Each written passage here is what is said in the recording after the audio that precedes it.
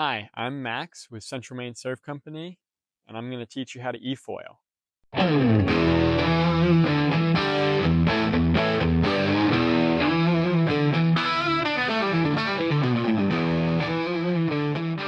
Everything that I'm about to go over is things that we go over with every single person who takes a lesson with us. We do these things to improve chances of success out on the water, here on the ground where there's no distractions such as water splashing or anything else. That's why we call it ground school. Here at Central Maine Surf Company, we believe that a safe lesson is a good lesson. So with that in mind, we have some safety principles as well as how to operate the board safely, controller, and how to stand up going from the prone position to kneeling to standing and then foiling around.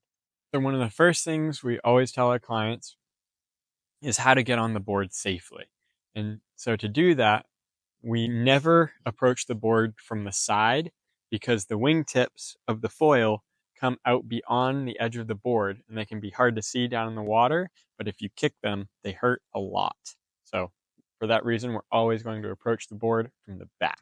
While we said we always get on from the back of the board, you might notice that the tail comes a little bit back from the board here, and that's not a problem as long as we remember to do two things. One, always pull ourselves up onto the board, and that helps sink the back of the board so that this goes much deeper underwater and it's completely out of the way. And the other is to never kick when getting up onto the board because striking the prop or the foil itself can hurt a lot. And so we want to make sure that we avoid that. This is the inner compartment of the boards. This whole thing down here is Lift's battery. That's really easy to connect. All it takes is the data cable and the power connection. And then to turn the board on, all it is this little silver button up here. One quick press, starts lighting up. We'll hear a chime here in a second. And there it is. And then we can shut our door, turn our latches, and snap them down. We're ready to roll. This is the Lift standard hand controller.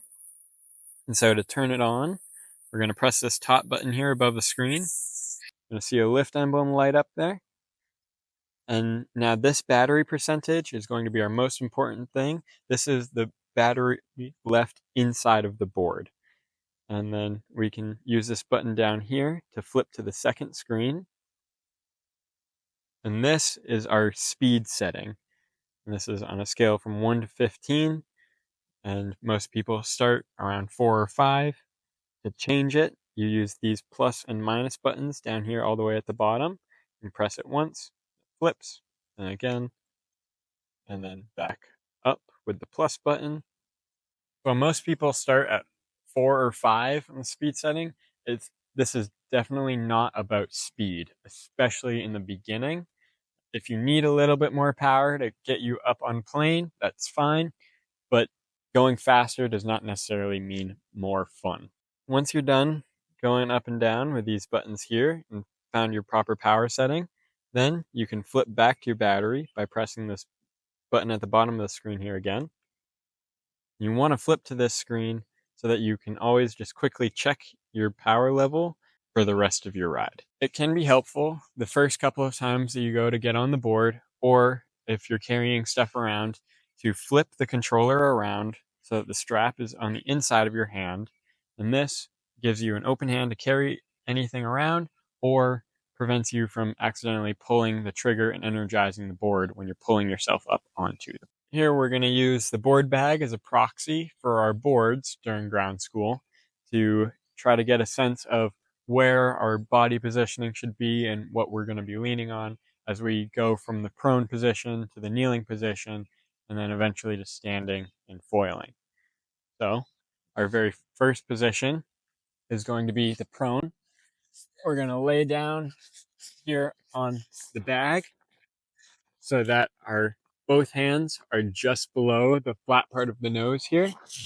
Here, this is going to be your very first position on the board. This is where you're going to start playing with the throttle and just giving it a little squeeze to get used to feeling the board come alive underneath you. And then when you want to start to get going a little bit faster, you fully pull the throttle, and the nose will start to climb. And when it does that, you have to scoot your body forward little by little by sliding your hips up and keeping your weight on your elbows. Throughout this entire process, it is very important to remember that we must always keep the front of the board weighted. Every time we add more throttle, the nose will want to rise up a little bit, and so we may need to adjust our weight to make sure that the board is level. Now at this stage here, we're learning how to control our throttle, and we're starting to figure out how to turn left and right. So to turn to my left, I put a little bit more weight on my left elbow.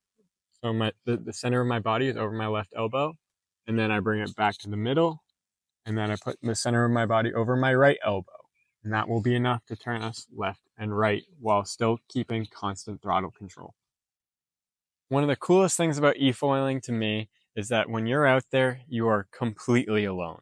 And so there's no big roaring boats or any other loud things going on. It's just you and the very quiet hum of the motor. One of the challenging things about that is that you are in control of everything. And so that includes your speed control, which if you have constant speed control, then that means that you have a stable and predictable ride throughout your entire experience. Now, to get to the next step, that is kneeling on the board, there are two important things to remember. One, keeping weight over the front of the board, and two is consistent throttle control. Now, to get up to our knees, we are going to walk our knees from the back of the board up underneath our hips. We do not want to put our hips back over our ankles because this will cause the board to skyrocket out of the water and you will fall. And now from this position, we can walk ourselves up to our hands, keeping our weight over our shoulders. And then we will come back to this position here in a minute, but we like to have people start foiling from this position just to have a little bit of taste. And so from here, you can slowly rock the weight from your shoulders back over top of your knees and feel the board start to climb off of the water, and while keeping constant throttle control. All of the movement is happening through your body weight on top of the board. And then as soon as you feel the board release, you're going to put the weight back over your shoulders and feel the board touch back down on the water. And then you can rock back again to do a little bit longer flight and then bring it back down. We call these touch and goes. And it's to practice foiling a little bit. A question that we get asked very often by guests was I up on foil? And our answer is that there are three distinct ways that you will know if you're up on foil. The first is that it gets a lot quieter because there will be no water hitting the bottom of the board. The second is that you will become a lot faster due to the higher efficiency of the wing flying through the water rather than the board dragging across the top of the water. And the third is smoothness coming from that wing and the board no longer bumping across all the rough surface water, but the wing flying through the water. Now, something important to remember is that you never want to adjust your body positioning when you're up on foil. If you feel that you need to adjust your body position, or if your instructor is telling you to adjust your body position, you want to put the weight back over your shoulders and set the board back down on the water, and then adjust whatever you need to adjust. And then as soon as you want to start flying again, you can take the weight back off your shoulder. Now, to go from here to the standing position, you keep the weight forward over your shoulders and you walk whatever foot you're going to have in front. Doesn't really matter. If your left foot forward, you can walk your left foot up. Doesn't matter if it's outside or inside of this front arm. And then from here, you are going to walk your rear foot up underneath your hip, meanwhile keeping a lot of weight on the front of the board through my shoulders and hands. And then I'm also keeping constant throttle control. And I can go around for several minutes like this. There's no reason to rush out of this position. This is totally fine to ride around it. But when you're ready and you're feeling more comfortable, then you slowly, keeping weight over this front foot, can bring your hands away from the board, keeping throttle constant until you're standing upright, keeping a bunch of weight again on that front foot, hips over your front foot. From here, then you want to make sure you have your chest up and you aren't hunched over. And once your chest is up, then you can slowly start to bring your feet back to an even 50-50 weight distribution. So I just went over bringing your feet up into that drop knee position. Let's talk a little bit more specifically about where we're putting our feet. So our hands are going to end up down here by the nose, and our front foot is going to be, if your left foot forward, is going to be on the left side of the board, left side of center, at about a 45-degree angle. And your rear foot is going to be right of center, about even with the back of this handle here, also at an angle. So your hips are open to your direction of travel, but you aren't facing in that direction. You want it to be a little bit more like at a 45-degree angle to your direction of travel.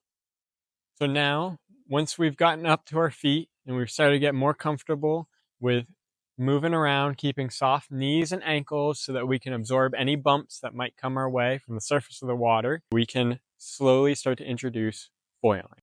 Once we start foiling, we're going to practice our touch and goes. And so all those is a little rock back, feel the board release off the water, and then rock back forward over that front foot and set it down again.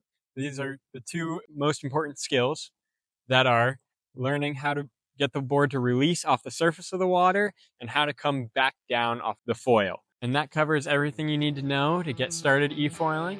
If you'd like to book a lesson with us here in beautiful Great Pond in Belgrade, Maine, go online to centralmainesurfcompany.com or give us a call. We'd be happy to help you.